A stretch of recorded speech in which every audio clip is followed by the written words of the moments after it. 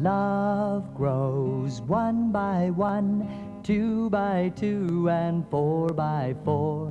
Love grows round like a circle and comes back knocking at your front door. Love grows 1 by 1, 2 by 2, and 4 by 4. Love grows round like a circle and comes back knocking at your front door. Note by note we make a song, voice by voice we sing it, choir by choir we fill up the world with the music that we bring it. Love grows 1 by 1, 2 by 2, and 4 by 4. Love grows. I have to believe that with the violence we see for our young children and the state of affairs in this country for young children, that there are parents, young parents, and there are educators that are looking for a way to change and are looking for new ideas. I have to believe that that will happen. Well, I think it's important because it has to start at a very young age. If we want children to grow to be adults who value peace and who see it as something that's real and that's active, not a passive concept, then we have to begin showing them that reality when they're very, very young.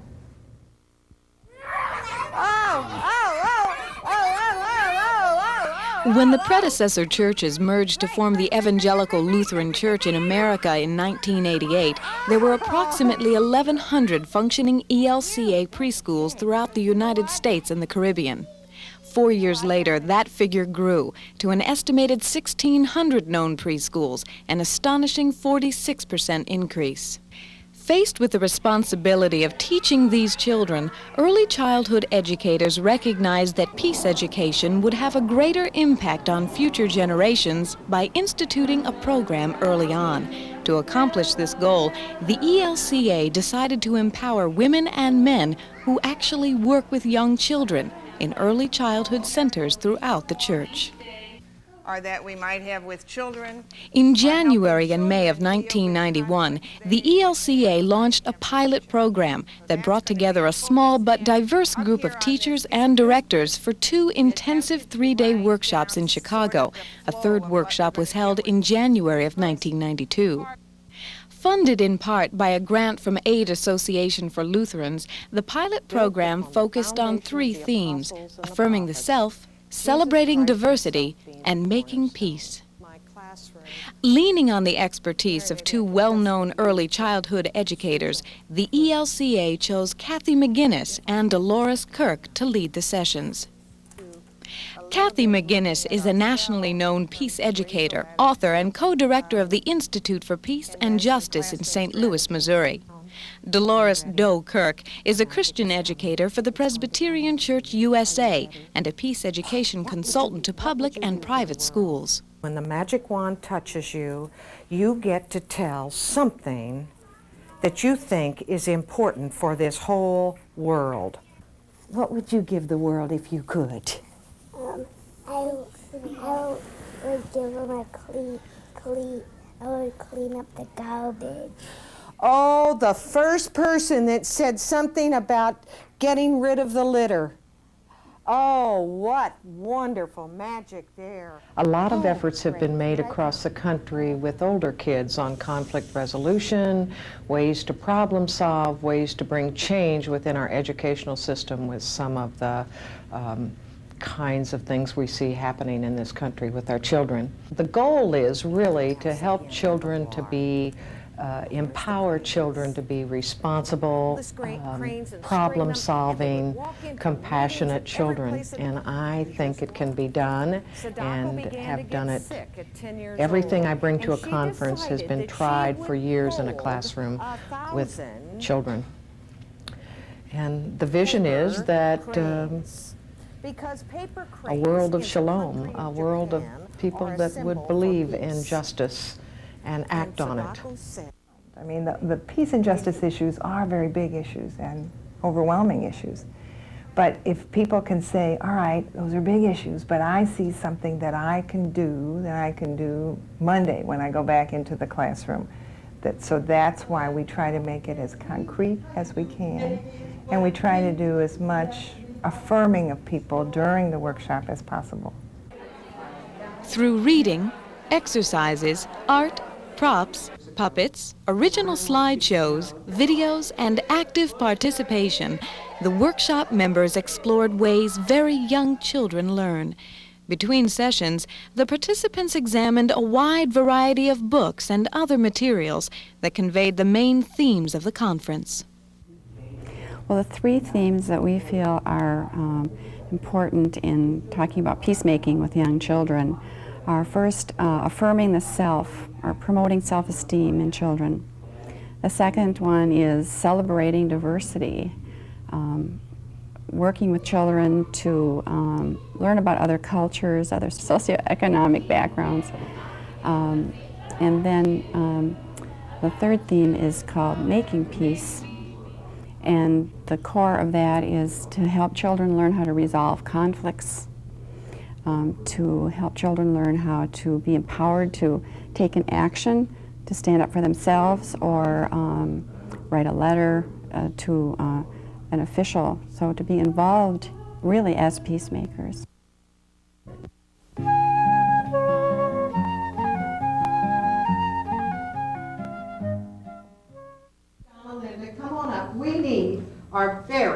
A major segment of the national conference was devoted to peacemaking. Experienced teachers know that peace is not the absence of conflict, but the presence of an environment that is both safe and fair. In such an environment, adults and children develop confidence in their ability to listen to all points of view and to differ with one another without resorting to aggressive or manipulative behavior. By examining common responses to tensions, as well as trying specific strategies for helping preschoolers to resolve their own conflicts, educators equip themselves with techniques learned at the conference. I think conflict resolution begins even with infants and toddlers and moves into preschool. There are techniques and ways that the teachers and early childhood professionals can help children take ownership for their own issues. For example, if children are engaged in a fight, a teacher can support the children, can move in and ask them to tell what the problems are, to solve the problems, to suggest alternatives. And there's a lot of documentation that if children can see alternatives, that they don't have to resort to physical retaliation, those kinds of issues, or verbal abuse, that they can find other alternatives. One of the most memorable and constructive items discussed over the course of the weekend was the peace table. More than a learning tool, the peace table helps young children as well as the teachers put conflict resolution into practice. Mary, you can only talk when you're touching the table. Will you touch the table and tell me what happened? She took our blocks. Okay, Mary said that she took her blocks. What do you have to say, Donna? We were building a nice house. Okay. Linda, what do you want to say? They wouldn't let me play with them. They wouldn't let you play? I asked them to play and they said no. The peace table involves two basic rules. First, participants must touch the table to talk. Second, participants must not repeat what has already been said. She took your blocks. Next, teachers should follow 10 basic steps. Select any table or object for the peace table. Call for peace table following the conflict. Clarify ideas and contributions of the children. Those involved in the conflict tell their views. Enlist other children in the presenting of the problem. Ask children for alternatives. Accept only real solutions. Restate alternatives without choosing one. Don't force adult solutions or ask children to apologize. Invite children to applaud themselves for being good peacemakers. The only rules that are put on the peace table is that no one can talk unless you're touching the table. And that is very empowering because the teacher, also the clarifier, negotiator, cannot talk unless she is touching the table. Very simple process where the two offended come to the peace table, touch the table, tell their side of the story. What is different is that the entire class is used to problem solve, to give them alternatives. But you must come forward and touch the table with your idea of an alternative for them. Also what we do, that's difficult for the teacher, very difficult for the teacher to let go of her power and to actually let the kids solve their problems. And that's what in workshops we try to really delve into. The two offended do not have to accept the alternatives that are given to them. Everyone will ask me in those 10 years, what did they do? And I have never had one child go back to the behavior that brought them to the peace table. So it is not a question for me because it just doesn't work that way. Hardest thing, I've already said, is to let go and let them problem solve. That a lot of us in education and a lot of us in the church tend to be conflict avoiders and not want it, kind of like, if I pretend it's not there, it will somehow go away. And that, too, doesn't usually lead us to a resolution of the conflict, but often means it gets worse. I think in many ways, those of us adults need to look to children for some of the concrete things that we'd like to see shown in relationships between people, because I think children really naturally like to cooperate. They like to share with each other. They like to have fun. And they don't really like to fight. They don't like to be aggressive. And I think sometimes we need to look to them to teach us what the ways of peace are about.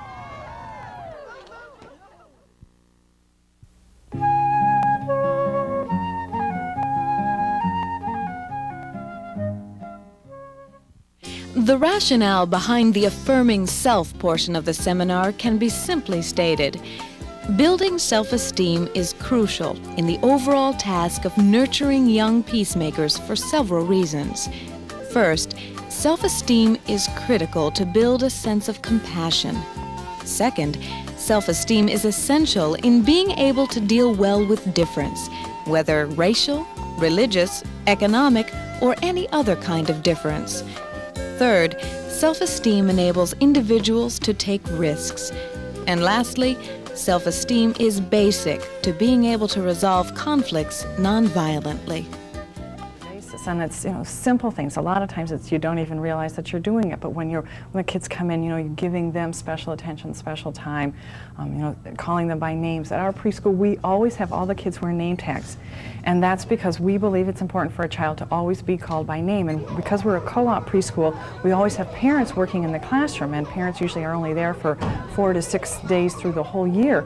So it's hard for them to memorize all 20 or 24 kids' names. So parents can always call a child by name. And when we take the kids on a field trip, they've got their name tags, and so all the guests or the hosts from wherever we may be, they can always call the children by name. And they can always be identified as Sue or Tim or Bob or Justin. And I think that's important because names are an important thing. And when you're learning about yourself, your name is really the first key thing. So that's probably one of the most important things that we do at our school. We do other things. Well, I think in terms of self-affirmation, there's a feeling, and certainly research is backing this up, that if children feel good about themselves and have the good self-concept, are able to control their own bodies, that it's a starting point for being able then to feel secure enough to get into risk and to being able to engage in conflict resolution. A common problem facing early childhood educators is consumerism. Peace educators point out that consumerism makes the ownership of expensive things the sign of an important and superior human being. Consumerism negates the intrinsic value of each person. It also minimizes the unique things individuals treasure, most of which cost nothing. Barbie dolls. Do you know what I did? Is I eliminated, I didn't let anything commercial come into the room. So I just eliminated anything commercial. There again was a product. But what I did, what is allowed in my room, is precious things. And then we go into an explanation of what is precious. And precious is something that you can't buy at Dillard's, our Famous and Bar, our Target. It's something you really can't replace. Now, it may have originally been purchased, but the one you bring in will never be purchased. Then those go on special display, and I have a precious clothesline where we hang up, because what I get in Mass are the love things they sleep with. I get the raggedy pieces of quilt that have to go home every night, but they want it on the precious line, so they bring it back. So that's put up there. And then the children will bring in precious things, and they'll ask their mothers. Then we do maybe collections. Collections will go on display. Then we do collections, precious things. Then I make a square of tape, and we do precious things. Charlotte is precious, and she may stand in that square and tell what is absolutely superb about herself, because she's a beautiful thing, and she is precious. So whenever they wish, they may get in the square. Other threats to the development of healthy, confident self-images are gender-based toys.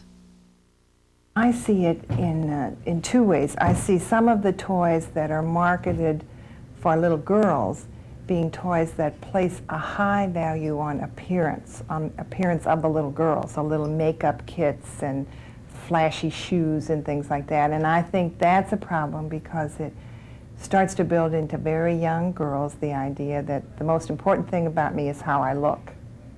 And in terms of little boys, I think the toys that are marketed to little boys are often toys of violence. So I think that also begins in little boys, the idea that the man's way to resolve conflict is by striking out at somebody, by hurting somebody, or even by killing pretending to kill somebody.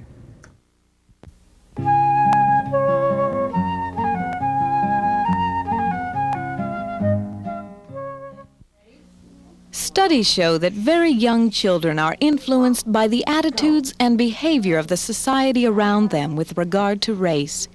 In the United States, race has profound social, cultural, political, and economic implications.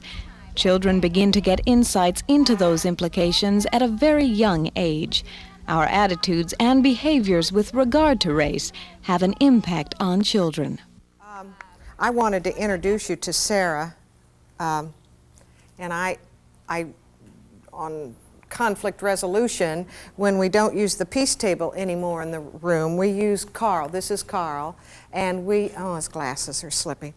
We use Carl and Sarah to problem solve. They come to the table and they can do much more subtle things about feelings, about hurt feelings, about name calling.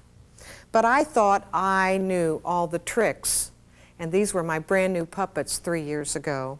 And I want you to know that the kids named them, and Carl was the bad guy in the classroom, and Sarah was Miss Goody Two-Shoes. I was using my puppets for the third time.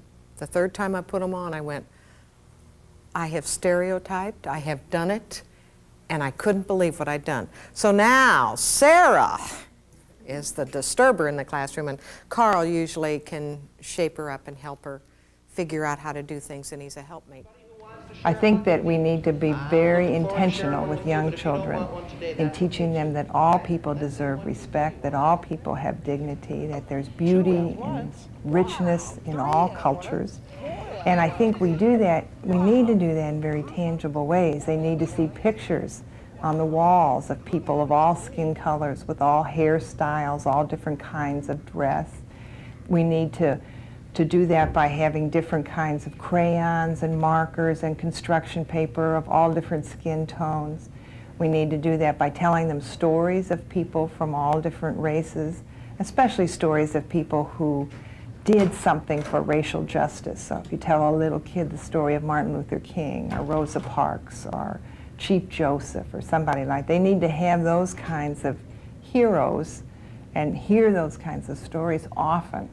And I think that those kinds of things begin to build in them a sense of respect for other people. If you're intentional about it, the children will respond. I mean, they're open to any kind of new motivating action sort of thing, and if you tell them you need to be aware of this and to work at this, then they'll surely help you do some of that. And in our congregation, we do it all the time, but to see something like this where people could carry it back to congregations throughout the church is just one step closer to actually becoming a multiculturally diverse church and accepting and valuing people for who they are in God. All right, let's see how good you are at playing ball. You on your knees? Yes. But this is a different kind of ball, and you teachers will do wonderfully well to help. The idea is not to hit it hard because it's the world, and it is precious, and you've got to keep it going.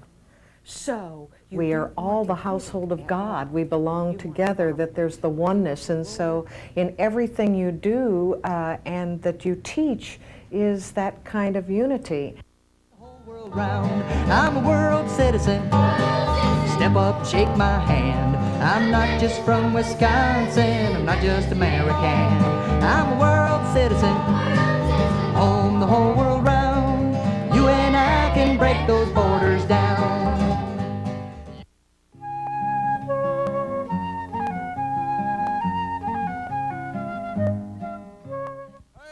The appealing part. Here we go. I got to entertain myself too. All right, ready? Banana, banana, banana, banana. All right, be careful if you haven't done this part before. Banana, banana. Put your elbow on the elbow of the person next to you. Building on the idea that children learn in a variety of ways, singer-songwriter Tom Peace spent several hours sharing songs and laughter with the group.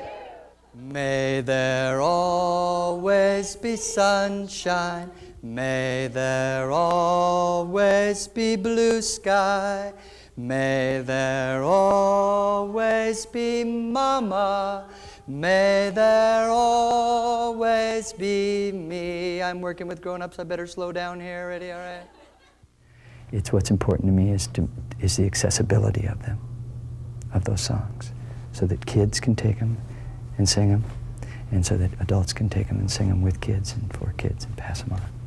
That's what's important to me. I mean, it's really the singing and the humor is my way of getting at different issues and touching on environmental issues and touching on peace issues.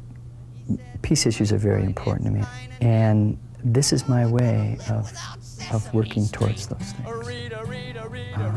And I'm not sure that always the children or adults even know that I'm necessarily talking about peace. But I think it'll sink in. I think that if we deal with a lot of the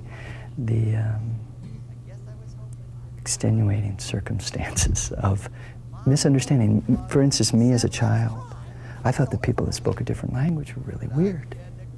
Yeah. Once you meet somebody that doesn't speak your own language, you learn a few things and you find out. So,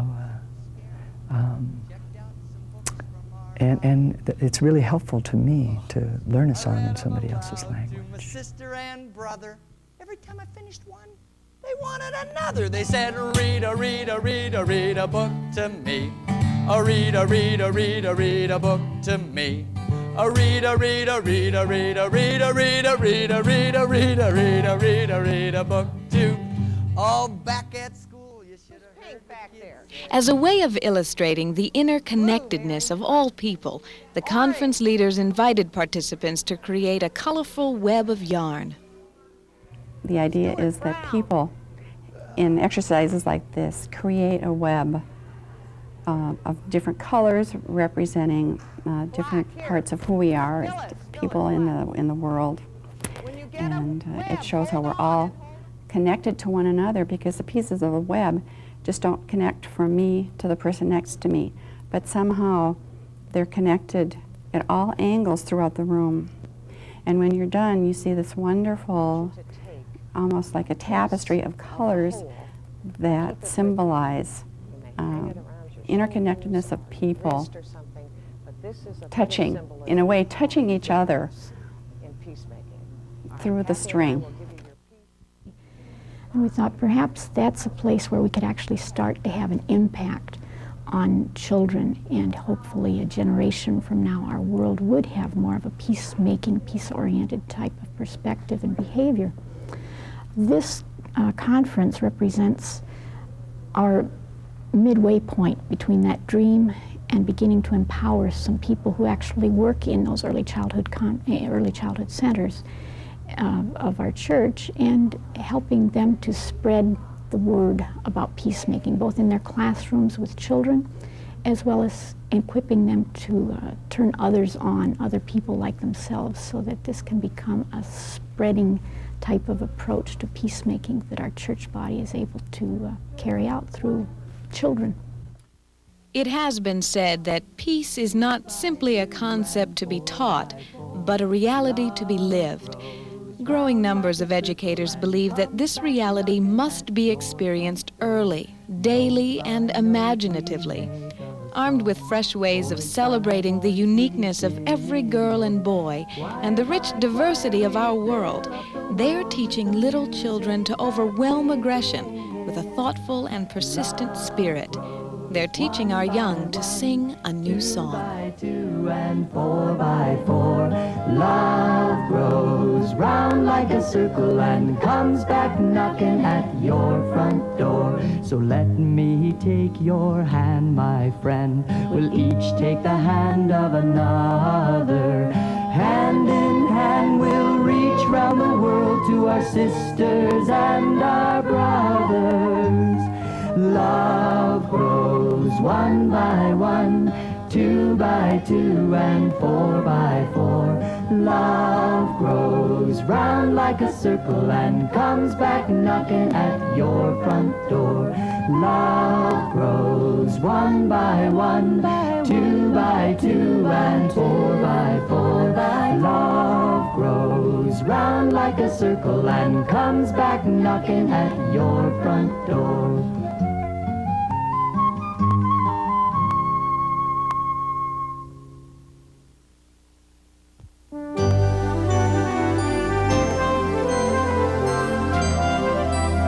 This has been a production of the Evangelical Lutheran Church in America.